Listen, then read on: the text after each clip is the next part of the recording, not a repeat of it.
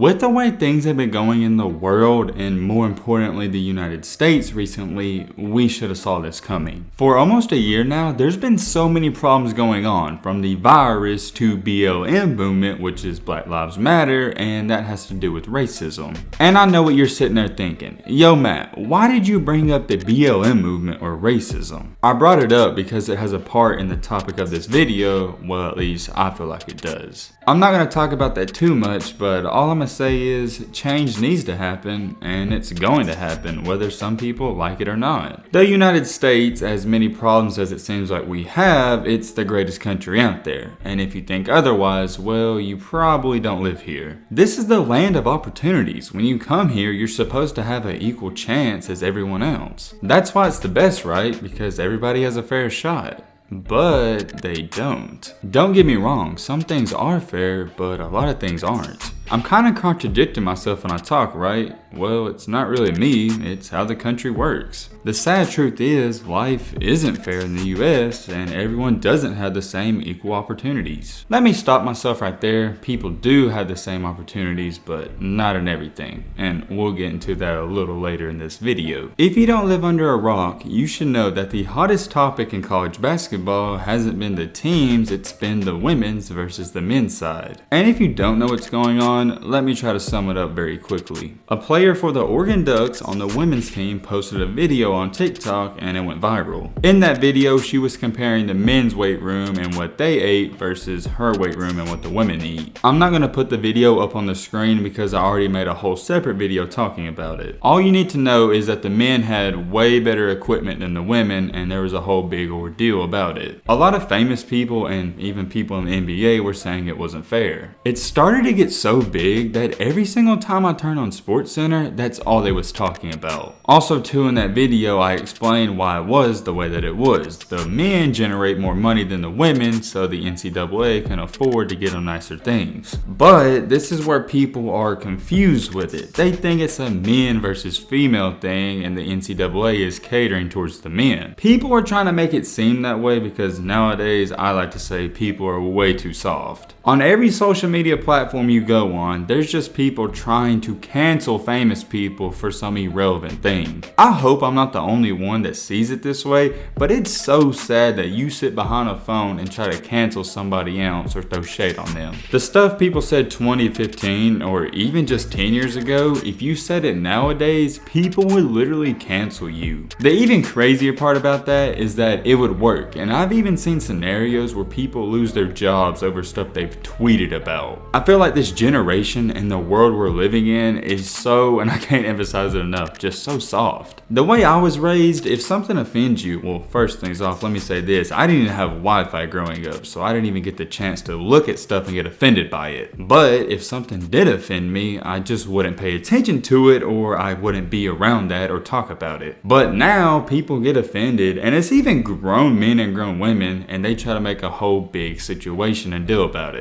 And if you think I'm wrong, ironically, there's still going to be 1 to 2 people that get offended that I'm calling this generation and world soft. And that right there is the exact people I'm talking about. Anyways, I know I just kind of rambled about that, but stick with me, it has a part in what we're about to talk about. So, with this whole controversy going on with women's basketball and men's basketball, here's where we stand. I'm going to try to dumb this down and make it fairly simple, as we do with everything on this channel. I'd say there was roughly about 65 or 70% that was supporting the women and saying they need better equipment and more recognition. On the other hand, I'd say there was 30 to 35% that just weren't having it. If you're wondering what I meant by saying the 30% weren't having it, here's what I'm talking about. I've noticed on Twitter and TikTok, which are also very toxic apps, that it's really popular to make fun of women. Of course, I'm not going to sit up here and say it's funny, but here's where I stand on it, and here's what the people are actually meaning by doing this. The 30% of the people that are making fun of the women aren't doing it because they're trying to degrade them. I want you to listen to this and hear me out, because this is literally how it is. The guys that make fun of women aren't doing it to degrade them.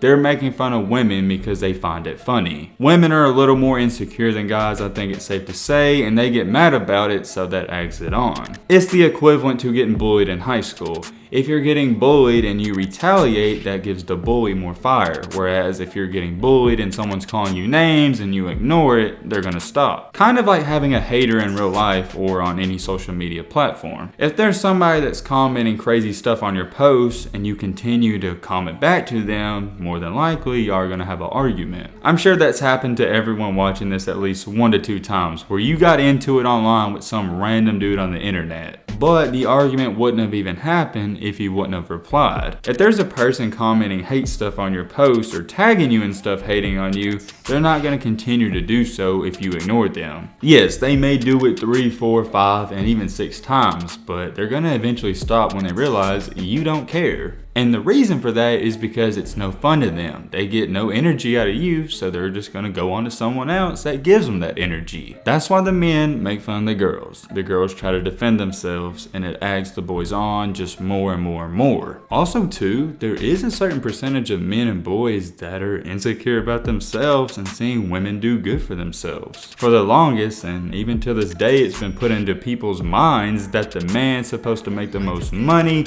he's supposed to do all the hard work, and the girl's supposed to do all the stuff at home, cook and clean and do the dishes. Therefore, when guys see women doing better than they are, they get a little hurt by that. All this headbutting and clashing between the men and women about college basketball was bound to happen with everything else going on. Like I stated earlier in this video, change is happening, slowly, but it's happening. Now with all that being said, finally, let's get on to some basketball talk. The ratings for the women's college basketball tournament, like always, has been down for the past couple of years. But with all that stuff happening and that college player for Oregon posting that stuff on the internet, it gave them more exposure and more people started to watch. Shortly after that video, the Sweet 16 for the college women's tournament was played, and they saw a huge increase in the viewers. Every single game combined averaged 915,000 viewers. That was an increase of 66% compared to 2019. A 66% increase is huge. Then for the Iowa and UConn game that was the most viewed, they saw 1.6 million viewers. And that was the second most viewed Sweet 16 game of all time. It's also been the most viewed game since 2013, and that's 8 years. And of course, you know where this is about to go. It was a domino effect. Every game after that has seen an increase, and it's going to continue to be that way. The UConn game versus Baylor in the Elite 8 averaged 1.7 million viewers, and that's very, and I mean very solid. I'm not going to talk about the men's side too much because they're always pulling the same amount of viewers almost every year, and actually this year it's been up a little. With that being said, here's the downside. The NCAA still loses money just having women's basketball. The men generate over $850 million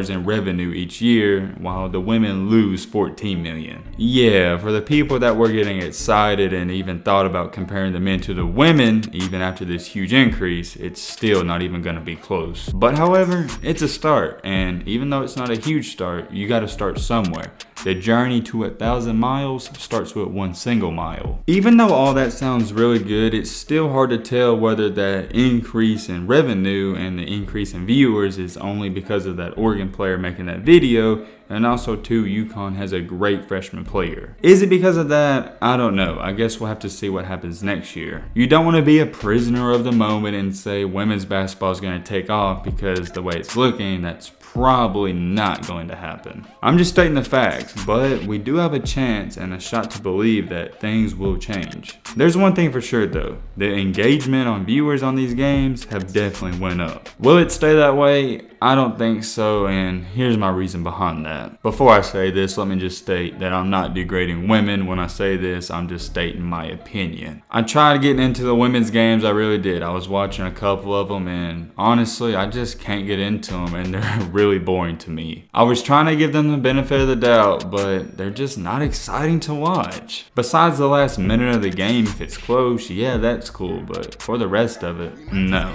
Girls can't dunk like men, they're not as athletic as men, they're very slow, and yeah, I could go on and on. That's not degrading women, that's facts. The only thing that I could think of that would change the game and revolutionize the game is if they lower the rims to 9 or 8 feet. Even still then, there would be some cool dunks in recent moments, but I don't know if I'd get that excited. I don't see too many other people getting really excited for women's basketball in the next couple of years either. There are some people that enjoy it though, and that's great. I'm just not one of them. Women are great, and it's a shame that their sports don't thrive and succeed like ours do. By ours, I'm referring to men. Will it change? I don't know. It's gonna be interesting to track and keep up with, so let me know what you think about this down below. But with all that being said, that's gonna wrap up this video. I hope you guys enjoyed. I hope you guys learned something. If you're new to the channel, what are you doing? Join the family, hit that subscribe button. We're on the road to 100K.